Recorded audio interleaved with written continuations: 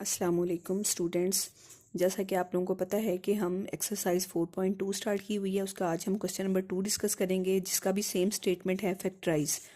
अब बेटे हम लोग देख रहे हैं कि यहाँ पे फैक्टराइजेशन करने के लिए मैंने जैसा आप लोगों को बताया था कि फैक्टराइजेशन का मतलब ये होता है कि आप नंबर्स को फैक्टर्स की शक्ल में लिखें, कि जो नंबर्स आपस में ऐड या सब्ट्रैक्ट हो रहे हैं वो आपस में किस शक्ल में आए, दो नंबर्स की मल्टीप्लिकेशन की शक्ल में आए। ये हमें चार आपको मल्टीप्लिकेशन वाली ब्रैकेट्स नज़र आ रही हैं, लेकिन ये वन जो है वो सेपरेट है। हमने इसको भी इसमें शामिल करना है कि ये वन भी सेपरेट नहीं होना चाहिए। तो सबसे पहले इसको इसमें ऐड करने के लिए इनको आपस में मल्टीप्लाई करेंगे। अब हम बेटा मल्टीप्लाई करने के लिए वो वाले दो ब्रैकेट्स को आपस में मल्टीप्लाई करेंगे जिनके जो लास्ट वाले दो नंबर्स हैं उनको हम ऐड करें तो सिमिलर आंसर आए। जैसे ये ऐड या सब्ट्रैक्ट भी किया जा सकता है उनके साइंस के अकॉर्डिंगली। अब यहाँ पे +1 अब प्लस का 1 और प्लस का 2 क्या आंसर देगा आपको? प्लस के 3 आंसर देगा। इसी तरीके से अगर हम ये चेक करें +3 +4 तो ये आपको क्या देगा? +7 आंसर देगा। तो ये तो सिमिलर नहीं है।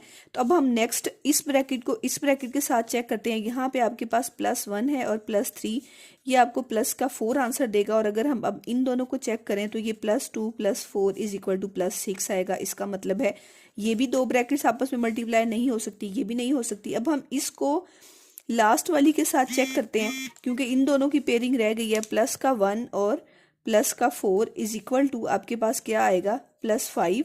और इसी तरीके से +2 +3 = +5। तो ये देखें इन दो ब्रैकेट्स को आपस में ऐड करेंगे तो आपके पास 5 आएगा, और इन दो ब्रैकेट्स को आपस में लास्ट वाले 2 नंबर्स को ऐड करेंगे तो आपस इनका 5 आएगा। हम इनको क्या कर लेते हैं? अरेंज कर लेते हैं कि x+1 की पेयरिंग हम x+4 के साथ कर देते हैं, और इसी तरीके से x+2 की जो है वो पेयरिंग वो हम क्या करते हैं? x+3 के साथ कर देते हैं, और ये 1। अब हम इन दोनों को मल्टीप्लाई करते हैं। मल्टीप्लाई करना भी बेटे आप लोगों को पता है हम कैसे दो ब्रैकेट्स को आपस में मल्टीप्लाई करते हैं, कि फर्स्ट ऑफ ऑल ये हमारा फर्स्ट, इसको इसके साथ मल्टीप्लाई करते हैं। फिर हम क्या करते हैं? इसी को इसके साथ मल्टीप्लाई करते हैं। ये आपका सेकंड होता है, ये आपका फर्स्ट होता है। फिर थर्ड स्टेप हमारे पास ये होता है कि इसको इसके साथ मल्टीप्लाई करते हैं, और फिर फोर्थ स्टेप हमारा क्या होता है? इस नंबर को इसके साथ मल्टीप्लाई करते हैं। ये हमारा क्या है? फोर्थ स्टेप है। अब हम x को x के साथ फर्स्ट स्टेप में मल्टीप्लाई करते हैं तो x का स्क्वायर आ जाएगा। फिर हमारा सेकंड स्टेप क्या है? x को 4 के साथ मल्टीप्लाई करते हैं तो ये हमारे पास क्या आएगा? 4x। थर्ड स्टेप हमारा क्या है? 1 को x के साथ मल्टीप्लाई करते हैं तो क्या आएगा? 1x। फोर्थ स्टेप हमारा क्या है? 1 को 4 के साथ मल्टीप्लाई करते हैं तो 4 आ जाएगा। 1 × 4 = 4। इसी तरीके से हम इनको आपस में मल्टीप्लाई करते हैं। पहले को पहले के साथ मल्टीप्लाई करते हैं तो x का स्क्वायर आएगा। फिर पहले को दूसरे के साथ मल्टीप्लाई करेंगे तो 3x आएगा। फिर दूसरे को पहले के साथ मल्टीप्लाई करेंगे तो 2x आएगा। फिर दूसरे को दूसरे के साथ मल्टीप्लाई करेंगे तो क्या आ जाएगा? 6। और ये प्लस का 1 ऑलरेडी आपके पास यहाँ पे जो है वो मौजूद है।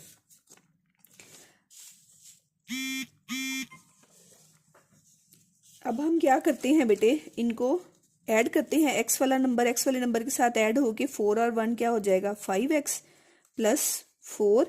और उसके बाद यहाँ पे x का स्क्वायर, ये x इस x के साथ ऐड होके 3 और 2 क्या हो जाएंगे? 5 + 6 और ये +1। अब हमने नेक्स्ट क्या करना है कि इन दोनों को अगर हम मल्टीप्लाई आपस में एज इट इज करते हैं तो ये पावर x की 4 चली जाएगी। ये x स्क्वायर के साथ जब मल्टीप्लाई होगा तो x की 4 हो जाएगी, जो कि हमारे लिए सूटेबल नहीं है। तो हम इसको एक नए नंबर से रिप्लेस करते हैं। हम क्या करते हैं? इसके पहले दो नंबर्स और इसके पहले दो नंबर्स सिमिलर हैं तो हम इसको क्या करते हैं? लेट करते हैं,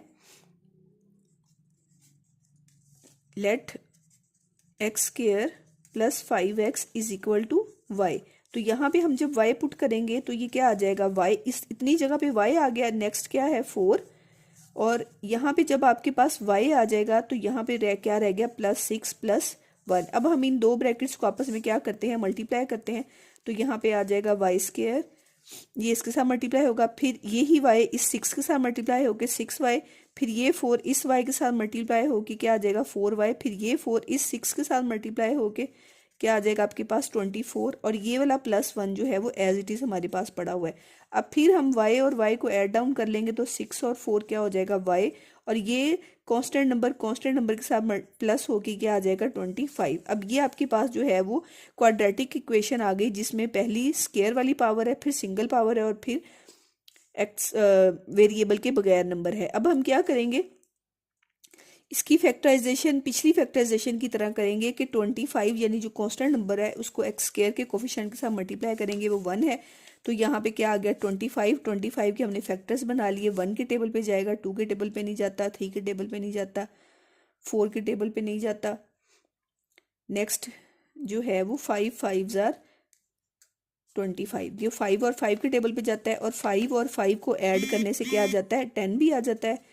तो हम क्या करेंगे यहाँ पे इसको 5y प्लस 5y में चेंज कर देंगे प्लस 25। इन दोनों में से जैसे हम करते हैं बेटे कॉमन ले लेंगे, तो यहाँ पे क्या रह गया y प्लस 5। इन दोनों में से 5 का टेबल कॉमन आ जाएगा, 5 5 जार 25। अब इन दोनों में से हम क्या करेंगे y प्लस 5 को कॉमन ले लेंगे, तो आपके पास क्या रह गया y प्लस 5। दोनों जब एक जैसे आ जाते हैं तो हम एक जैसी टर्म को क्या लिख देते हैं y प्लस 1 होल स्क्वायर।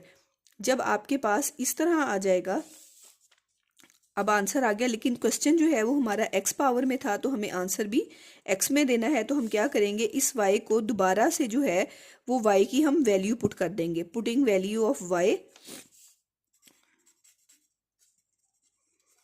यहाँ पे आप लिखेंगे पुटिंग वैल्यू ऑफ y किसके इक्वल है, y है हमारे पास एक्स स्क्वायर प्लस 5x के इक्वल, और आगे क्या आ जाएगा प्लस 5 एज इट इज, और इसके बाहर क्या आ गया स्क्वायर। तो ये आपके पास इसका क्या